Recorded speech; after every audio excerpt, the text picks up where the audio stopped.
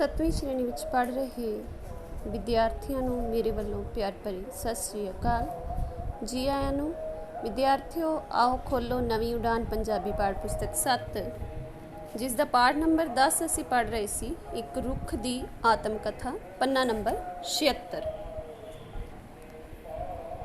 ਹੁਣ ਤੱਕ ਅਸੀਂ ਇਸ ਪਾਠ ਦੇ ਵਿੱਚ ਪੜ੍ਹ ਚੁੱਕੇ ਹਾਂ ਕਿ ਕਿਵੇਂ ਇੱਕ ਛੋਟਾ ਜਿਹਾ ਬੂਟਾ ਅੰਬ ਦਾ ਜਿਸ ਦੀ ਜਗ੍ਹਾ ਬਦਲਦੀ ਹੈ ਤੇ ਕਿਵੇਂ ਕਿਵੇਂ ਦੇ ਹਾਲਾਤਾਂ ਦੇ ਵਿੱਚੋਂ ਗੁਜ਼ਰਦਾ ਹੋਇਆ ਉਹ ਇੱਕ ਰੁੱਖ ਦਾ ਰੂਪ ਧਾਰਨ ਕਰਦਾ ਹੈ, ਜਿਸ ਤੋਂ ਪਰਿਵਾਰ ਦੇ ਮੈਂਬਰ ਵੱਖ-ਵੱਖ ਸਲਾਹਾਂ ਦਿੰਦੇ ਹਨ ਕਿ ਅਲੱਗ-ਅਲੱਗ ਵਿਚਾਰਾਂ ਹਨ ਜਿਸ ਦੇ ਪ੍ਰਤੀ ਸਭ ਦੀਆਂ। ਕਿਸੇ ਨੂੰ ਉਹ ਚੰਗਾ ਨਹੀਂ ਲੱਗਦਾ, ਕਿਸੇ ਨੂੰ ਪੱਤੇ ਨਹੀਂ ਚੰਗੇ ਲੱਗਦੇ ਖਿੱਲਰਦੇ, ਕੋਈ ਕਹਿੰਦਾ ਜਗ੍ਹਾ ਘੇਰੀ ਹੋਈ ਹੈ, ਕੋਈ ਕਹਿੰਦਾ ਧੁੱਪ ਨਹੀਂ ਆਉਣ ਦਿੰਦਾ।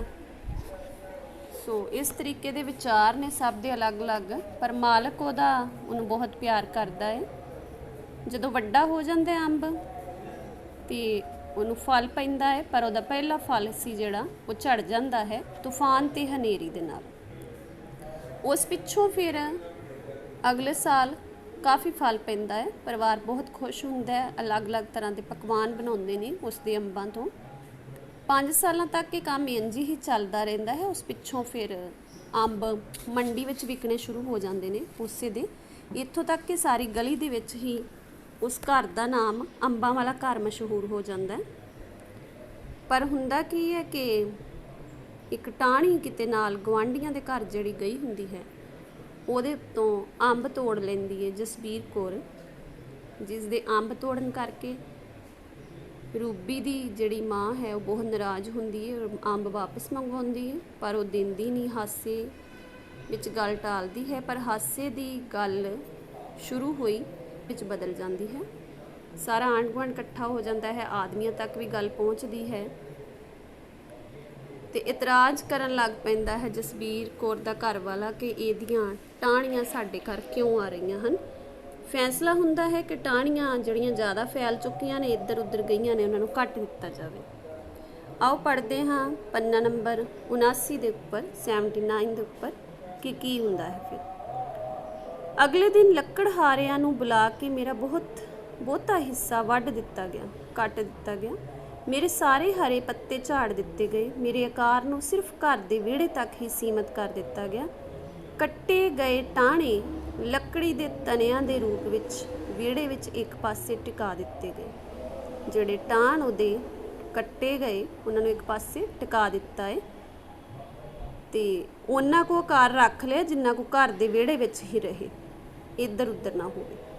ਆਪਾਂ ਇਸ ਲੱਕੜੀ ਦਾ ਕੀ ਕਰਾਂਗੇ? ਰੂਬੀ ਦੀ ਮੰਮੀ ਨੂੰ ਮੇਰੇ ਕੱਟ ਕੇ ਛੋਟੇ ਕੀਤੇ ਜਾਣ ਦਾ ਬੜਾ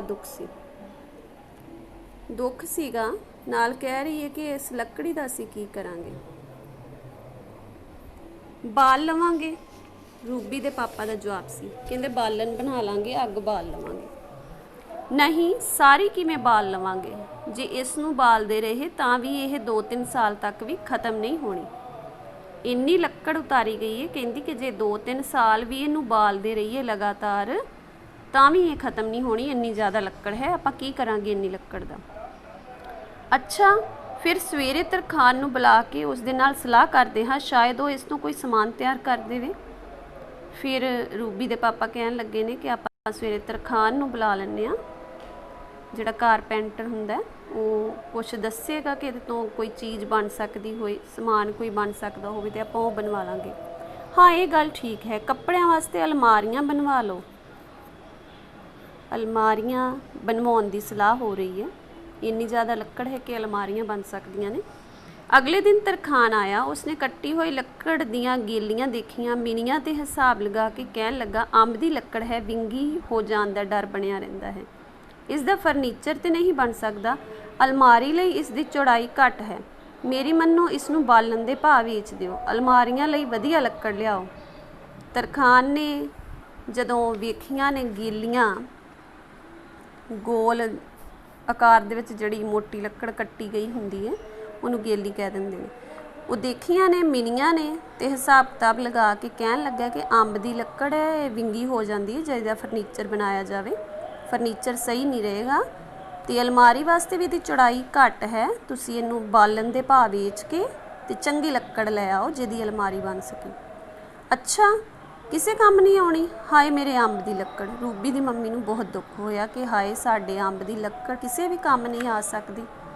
ਦੁੱਖ ਹੈ, ਅਫਸੋਸ ਹੈ। ਫਿਰ ਇਸ ਦਾ ਕੀ ਲਾਭ ਹੈ? ਅੰਬ ਜਿਹੜੇ ਇਸ ਨੂੰ ਲੱਗਦੇ ਹਨ ਉਹਨਾਂ ਨਾਲੋਂ ਚੰਗੇ ਤਾਂ ਬਾਜ਼ਾਰ ਤੋਂ ਹੀ ਮਿਲ ਜਾਂਦੇ ਹਨ।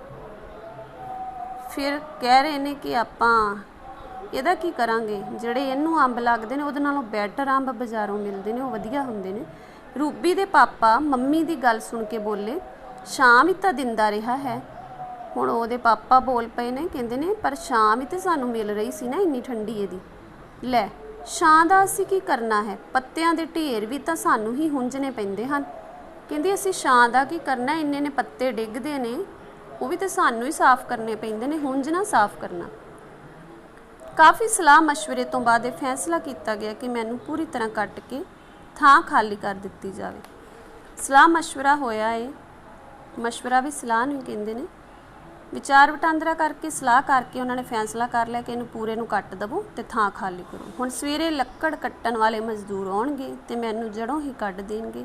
ਇਸ ਤਰ੍ਹਾਂ ਵਿਹੜਾ ਖੁੱਲ੍ਹਾ ਹੋ ਜਾਏਗਾ। ਅੱਜ ਦੀ ਰਾਤ ਮੇਰੀ ਆਖਰੀ ਰਾਤ ਹੈ। ਘਰ ਵਾਲੇ ਆਖਦੇ ਹਨ ਕਿ ਮੈਂ ਕਿਸੇ ਕੰਮ ਦਾ ਨਹੀਂ। ਮੈਂ ਸੋਚਦਾ ਹਾਂ ਭਲਾ ਮੈਂ ਛਾਂ ਤੋਂ ਬਿਨਾਂ ਇਹਨਾਂ ਨੂੰ ਕੁਝ ਵੀ ਨਹੀਂ ਦਿੱਤਾ।